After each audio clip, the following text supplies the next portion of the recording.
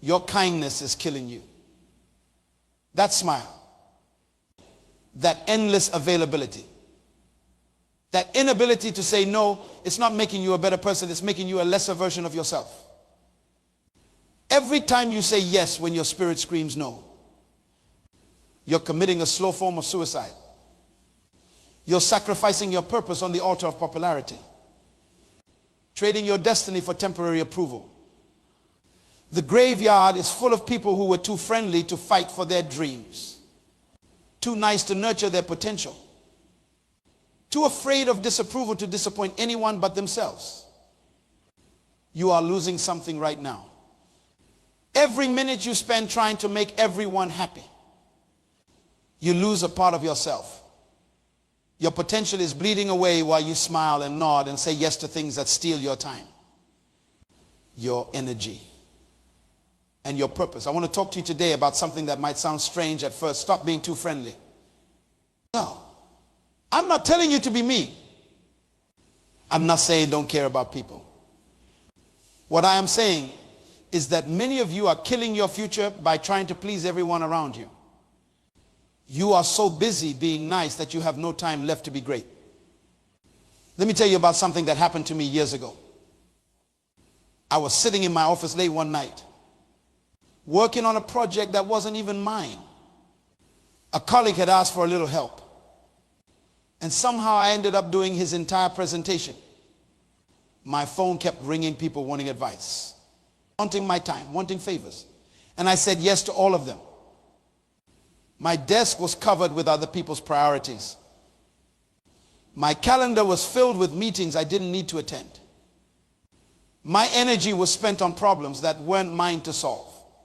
And there, buried under all those external demands, was a small notebook where I had written my own dreams, my own goals gathering dust, because I was too busy being friendly to work on what truly mattered. That night, I looked at my watch and realized it was 2 a.m. I had been at the office for 18 hours. I had missed dinner with my family. And for what? To be nice, to be light, to avoid disappointing people who probably wouldn't have done the same for me. I realized then that I wasn't being friendly, I was being foolish. I was sacrificing my purpose on the altar of popularity. Many of you are doing the exact same thing right now. You're saying yes when you should say no. You're giving away your most valuable resource, your time, to people who don't value it. You're putting other people's priorities ahead of your purpose. Being too friendly isn't kindness, it's a form of self-sabotage. When you try to please everyone, you end up pleasing no one, especially not yourself. Your relationships become unbalanced. People start to expect your sacrifice. They begin to see your time, your energy, and your resources as something they're entitled to. And worst of all, you start to believe it too. The most dangerous thing about being too friendly isn't what it makes others do. It's what it makes you believe about yourself. You start to think your value comes from how much you give away, how available you are, how much you sacrifice. You begin to measure your worth by how much others need you rather than by how true you are to your purpose. Let me tell you what happens when you're too friendly. You become exhausted. Your energy isn't unlimited. Every time you say yes to something that isn't aligned with your purpose, you're saying no to your potential. You can't pour from an empty cup. And many of you are running on fumes because you've given everything away. Second, you become resentful. It starts small, a tiny voice in your head wondering why you're always the one picking up the slack. Always the one sacrificing. Always the one putting others first. That voice gets louder until one day that resentment spills over into your relationships, poisoning the very connections you were trying to nurture. Or third, you lose respect. Yes, that's right. People don't respect those who don't respect themselves. when you let others walk all over you, when you drop everything to meet their needs, when you consistently put yourself last, you're sending a message: my time isn't valuable. My boundaries don't matter. My purpose isn't important. And people will believe you. And most tragically, you miss your destiny. You were not born to be everyone's assistant. You were not put on this earth to make everyone comfortable. You were created with a specific purpose, with unique gifts, with a contribution that only you can make. But you can't fulfill that purpose if you're constantly derailed by every request, every need, every demand that comes your way. Now, let's talk about healthy boundaries. Boundaries aren't walls, they're bridges. They don't disconnect you from others. They create the conditions for authentic connection. When you have clear boundaries, people know what to expect from you. They know you value yourself and your time. And paradoxically, they value you more because of it. Think about the people you respect most. Are they the ones who are always available? Always saying yes? Always putting themselves last? Or are they the ones who have clear priorities? Who value their time? Who know when to say yes and when to say no? Setting boundaries isn't selfish, it's stewardship. You've been given gifts, talents, resources, and time. You're responsible for managing those things well. You're accountable for the life you've been given. Being too friendly often means being a poor steward of your purpose. Many of you are afraid that if you stop being so friendly, people won't like you anymore. Let me tell you a truth that might be hard to hear. If people only like you because you never say no, because you're always available, because you put their needs above your own, they don't really like you.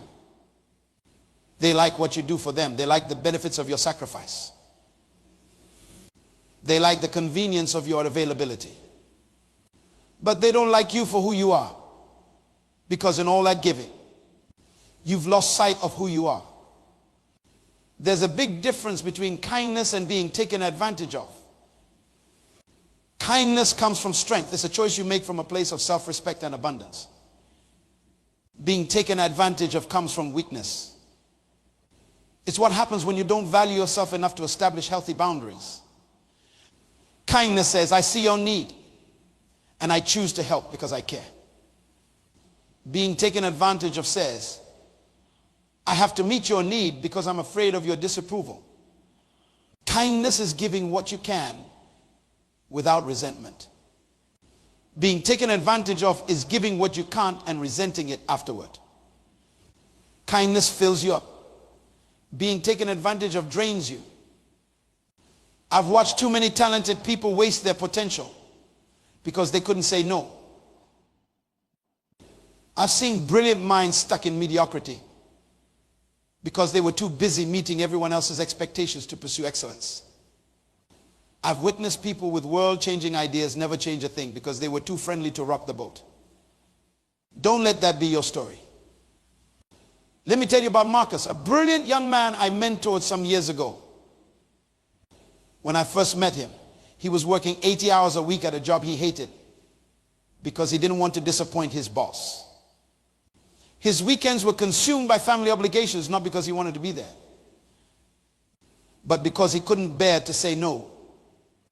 His friends regularly took advantage of his generosity, borrowing money they never repaid, showing up at his apartment unannounced, expecting him to drop everything for them. Marcus was everyone's friend, but he had no time to pursue his own dreams. He wanted to start a business, but between his job and all his friendships, he could barely find time to sleep, let alone build something of his own. One day, I asked him a simple question, Marcus, what would happen if you disappeared tomorrow? He looked confused. So I explained, if you vanished, your company would hire someone else. Your family would find other ways to handle their issues. Your friends would find someone else to take advantage of. Life would go on without you. But your purpose, that unique contribution only you can make, would die with you. That hit him hard. He realized he'd been living as if his only value was in what he could do for others, not in what he was created to do. Over the next year, Marcus transformed his life. He set office hours and stuck to them. Despite his boss's initial resistance, he started saying no to family demands that weren't emergencies. He had honest conversations with his friends about their one-sided relationships. Some of those friendships ended, and that was painful but necessary. With his new boundaries, Marcus found time to work on his business idea. He started small, working evenings and weekends. As his business grew, he reduced his hours at his job. 2 years later, he quit altogether to run his company full-time. The most interesting part, the people who truly cared about Marcus, the ones who valued him for who he was. Not just what he could do for them, respected his boundaries. Those relationships grew stronger, deeper, more authentic. The relationships that couldn't survive his boundaries weren't worth keeping in the first place. Today, Marcus employs 15 people. His business helps small farmers get their products to market, improving both their livelihoods and food access in underserved communities. He's making a difference in the world, a difference that never would have happened if he had kept being too friendly. I'm not saying you should stop caring about people. I'm saying you should start caring about your purpose even more. Think about an airplane emergency. What do they tell you? Put your own oxygen mask on first before helping others. Why? Because if you pass out from lack of oxygen, you can't help anyone. The same principle applies to your life. If you're constantly giving all your energy away, you'll have nothing left for your purpose. And if you never fulfill your purpose, the world loses the unique contribution only you can make. Your time is not a renewable resource. Once it's gone forever. Every minute you spend on activities that don't align with your purpose is a minute you'll never get back. Every yes to something that doesn't matter means a no to something that does. Stop being too friendly with your time. Stop being too generous with your energy. Stop saying yes when your spirit is screaming no. This isn't about becoming selfish. It's about becoming focused. It's about recognizing that you can't be all things to all people, and you weren't meant to be. It's about understanding that the greatest gift you can give to the world isn't your compliance or your constant availability. It's your authentic contribution. Your purpose fulfilled. Your potential realized. Many people live their entire lives without ever drawing a line, without ever saying, this far and no further. They become human doormats, letting everyone and everything walk over them. Then they wonder why they feel empty, exhausted, and resentful. They wonder why their dreams never materialize, why their goals remain out of reach, why their purpose goes unfulfilled. The answer is simple. They were too friendly with the wrong things and not friendly enough with the right ones. Too many people have built their prison with the bricks of accommodation. They have constructed walls of compliance around their potential. They have fortified these prisons with the cement of fear, fear of rejection, fear of disapproval, fear of being alone. And now they sit inside these structures they've built, wondering why their lives feel so confined, so limited, so far from what they dreamed. The key to freedom is in your hand right now. That key is the word no. 2 letters, 1 syllable, infinite power. When you learn to say no to what doesn't serve your purpose, you create space to say yes to what does. Most people have this backward. They say yes to everything, then wonder why they have no room for their priorities. Your no is as important as your yes, maybe more important. Every great achievement in history came from someone who said no to distractions and yes to focus. Every breakthrough, every innovation, every movement forward happened because someone refused to scatter their energy and instead concentrated it on what mattered most. I have seen countless talented people who couldn't say no. They were smart, capable, full of potential, but they never achieved what they were capable of because they couldn't refuse the constant demands on their time and energy. Meanwhile, I've watched people with half their talent accomplish twice as much simply because they understood the power of no. No is not a rejection of others. It's a protection of yourself, your time, your energy, your purpose. It's an acknowledgement that your resources are finite and must be stewarded wisely. The strongest people I know aren't the ones who say yes to everything. They're the ones who know exactly when to say no. Their no comes from confidence, not fear. It comes from clarity, not confusion. It comes from understanding their worth, not questioning it. Many of you spend your days reacting to other people's urgencies, responding to every buzz of your phone, every notification, every request for just a minute of your time. Those minutes add up. Those interruptions compound. Soon, your life isn't yours anymore. It belongs to whoever makes the loudest demand. Stop giving away your power. Stop handing control of your life to others. Start saying no to what doesn't align with your purpose. And watch how quickly you start moving toward your goals. Now, let's talk about respect. Many people believe that being agreeable is available and accommodating earns them respect. This is one of the biggest lies in our culture today. Real respect doesn't come from making yourself small so others can feel big. It doesn't come from always saying yes. It doesn't come from being everyone's doormat. Respect comes from integrity, from standing for something, from having principles that don't bend with every gust of popular opinion. It comes from valuing yourself enough to expect others to value you too. It comes from knowing your worth and refusing to accept less.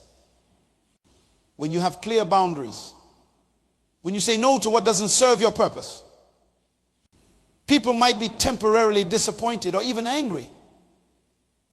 But in the long run, they will respect you for it. They will understand that your time and energy are valuable. They will see that you are someone who knows their worth.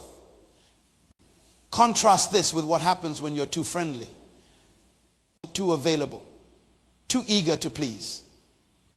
Initially, people might seem happy with you, but over time, they start to take you for granted. They expect your sacrifice. They assume your compliance. And slowly, subtly, they begin to lose respect for you. I've seen this pattern play out hundreds of times. The person who never says no becomes the person everyone asks first, not because they value them, but because they know they won't refuse. The person who drops everything for others becomes the person others drop when something better comes along. The person who puts themselves last becomes the person others put last too. Building respect through boundaries isn't about being harsh or cold. It's about being clear and consistent. It's about communicating your expectations and holding to them. It's about teaching others how to treat you by how you treat yourself. If you want others to respect your time, you must respect it first. If you want others to value your energy, you must value it first. If you want others to honor your boundaries, you must honor them first. Here's a hard truth many of you need to hear. Some of the relationships in your life are toxic. Some of the people you're bending over backward to please are taking advantage of you. Some of the connections you're desperately trying to maintain are draining you rather than sustaining you. Not all relationships deserve your energy. Not all connections serve your purpose. Not all people in your life want what's best for you. How do you identify these toxic relationships? Look for these signs. You feel exhausted after spending time with them. Not energized. They take far more than they give. They only contact you when they need something. They disappear when you're going through challenges of your own. They resist or ignore your boundaries. They make you feel guilty for prioritizing your needs or pursuing your goals. Your success seems to make them uncomfortable or resentful. They consistently undermine your confidence or question your decisions. You find yourself apologizing for things that aren't your fault. You feel like you're walking on eggshells around them. If several of these signs sound familiar in a relationship, you need to make some hard decisions. Sometimes the most loving thing you can do both for yourself and ultimately for them is to create distance. Some relationships need healthy space. Others need to end entirely. This isn't about casting blame or harboring resentment. It's about recognizing that just as you have a purpose, you also have priorities. And if a relationship consistently pulls you away from your priorities rather than supporting them, that relationship may be costing you more than it's worth. I'm not saying cut people off at the first sign of difficulty. I'm saying assess the pattern, not the isolated incidents. I'm saying look at whether the relationship, on balance, adds to your life or subtracts from it. I'm saying consider whether this connection is moving you toward your purpose or away from it. Your time on this earth is limited. Your energy is finite. You cannot afford to invest these precious resources in relationships that deplete you rather than develop you. This brings me to a critical point. Your purpose and your priorities must align. Many people claim to know their purpose but set priorities that contradict it completely. They say they want to build a business, but prioritize watching TV over working on their business plan. They say they want to be healthy, but prioritize convenience over nutrition. They say they want deeper relationships, but prioritize social media over real conversations. Your priorities reveal your true purposes. Not the ones you talk about, but the ones you actually live by. If you want to know what you're really committed to, look at how you spend your time, your energy, your money. Look at what you say yes to and what you say no to. Look at what gets your best and what gets your leftovers. If your current priorities don't align with your stated purpose, one of two things must change. Either your priorities or your purpose. Either start living what you claim to value, or be honest about what you actually value based on how you live. Being too friendly often leads to a total misalignment between purpose and priorities.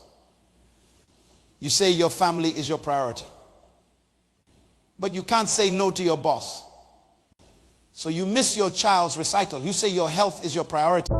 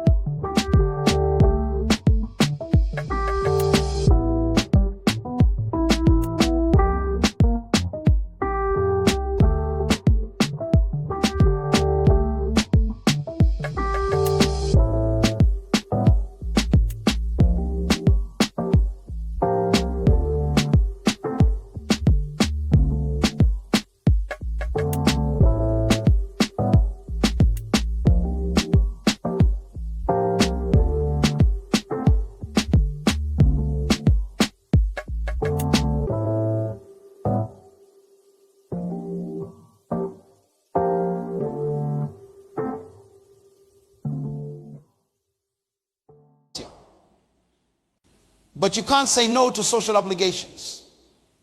So you skip exercise and sleep. You say your business is your priority. But you can't say no to distractions. So your business stagnates. Stop this cycle. Align your priorities with your purpose by learning to say no to what doesn't move you forward. Let me give you some practical steps to stop being too friendly. First, get clear on your purpose. You cannot protect what you don't identify. Write down your personal mission statement. What were you created to do? What contribution are you meant to make? What problem are you here to solve? Unless you know your purpose, you won't know what deserves your yes and what deserves your no. Second, audit your current commitments. Make a list of everything you've said yes to, every obligation, every responsibility, every recurring activity. Next to each one, write whether it aligns with your purpose or not. Be brutally honest. You'll likely find that many of your current commitments are taking you nowhere near your goals. Third, create scripts for saying no. Many people struggle with no because they don't know how to say it gracefully. Prepare simple, clear, kind ways to decline requests. Practice them until they feel natural. Remember, you don't need to explain or justify your no. I'm not able to take that on right now as a complete sentence. So forth. Start small. Don't try to transform all your relationships overnight. Begin by setting boundaries in low-risk situations. Say no to the telemarketer. Decline the optional meeting. As you build this muscle, gradually apply it to more important areas of your life. Fifth, expect resistance. When you start setting boundaries, people will test them. They're used to your yes, and they won't give it up easily. Some will push back. Some will try to make you feel guilty. Some might even get angry. Stand firm. The temporary discomfort of maintaining your boundary is nothing compared to the permanent resentment of continually crossing it. Sixth, surround yourself with boundary respecters. Seek out people who honor your no, who don't take your time for granted, who respect your priorities. These healthy relationships will give you strength to address the unhealthy ones. Finally, celebrate your progress. Every time you successfully protect your boundaries, acknowledge it. Every time you say no to what doesn't serve your purpose, recognize the victory. You're reclaiming your life one decision at a time. Let me tell you about Sophia, a woman who attended one of my leadership conferences several years ago. When I met her, she was exhausted, burned out, and resentful. As a community organizer, she had been saying yes to every request, every committee, every cause. She worked 70-hour weeks, was available by phone 24/7, and hadn't taken a vacation in 3 years. Her health was suffering. Her relationships were strained. And despite all her